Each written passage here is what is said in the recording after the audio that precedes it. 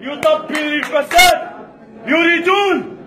يريدون من الريف أن يركعوه، يريدون من الريف أن تأتي بطريق الخليج وتغتصب نساءنا وتغتصب أطفالنا. الله أكبر، الله أكبر، الله أكبر. ثم يقولون الله أكبر. إذن هل المساجد لله؟ من المخزن؟ لو كانت لهم الجرأة ويدعي نفسه إيمان لقال كلمة الحق، لا نريد تملقا. أعلم ما أعلم وأعلم منك، أعلم منك، أعلم منك.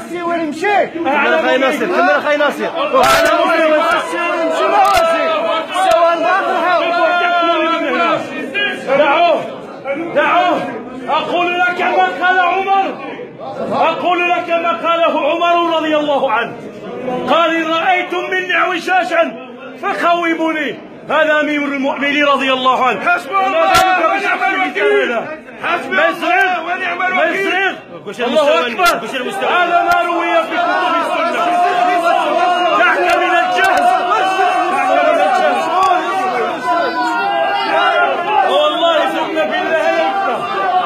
والله ثم بالله لولا غيرتنا على كرامة المنطقة ولولا حرصنا على عرض نسائنا لما تواجدنا اليوم لفضح هؤلاء.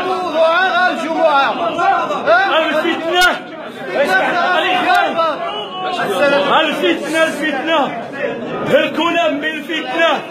ما معنى الفتنة؟ ومعظم الشباب لا يشتون قوتهم.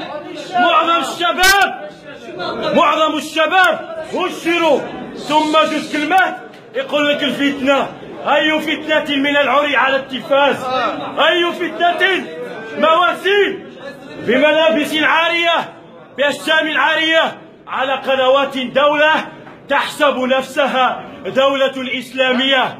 لا أبدا، لن نصبر ولن نركع إلى غير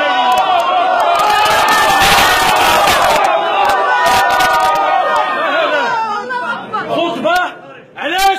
لأن المخابرات اتفقوا اليوم كلهم بس حيث الله سبحانه وتعالى جعل من هذا الحراك الشعبي عظيما مباركا مقدسا. لماذا؟ لأننا نطالب بأبسط حقوق العيش الكريم. فيأتينا دجال كما قال رسول الله صلى الله عليه وسلم: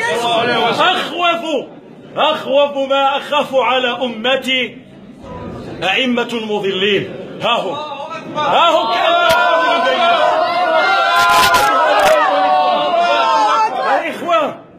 الإخوة عمر بن الخطاب أمير المؤمنين كانت تخشى منه الشياطين ولم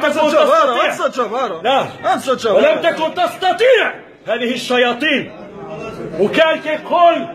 وكان كيقول إذا رأيتم مني اعوجاجا، كان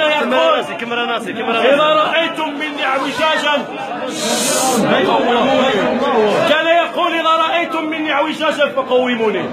ولا يمنع سرنا على نهج أمير المؤمنين، رأينا منه اعوجاجا، وكان رأينا منه اعوجاجا، فكان يعطي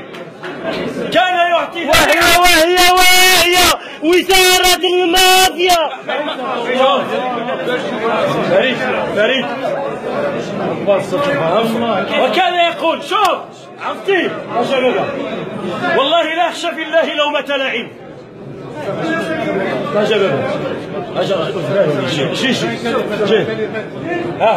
نيش أريد مرضاة الله ولا مرضاة اعتقلوني، اقتلوني، اذبحوني، لا، ولكن كل ما هنالك، ولكن فقط كرسالة.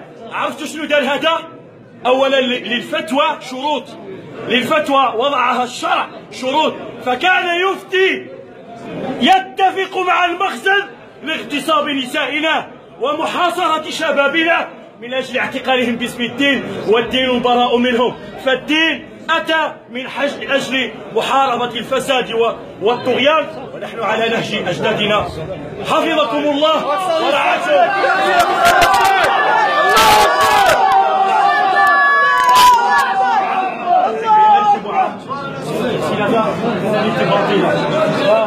الفتنة نار فتغسي ويمشي سوى الفتنة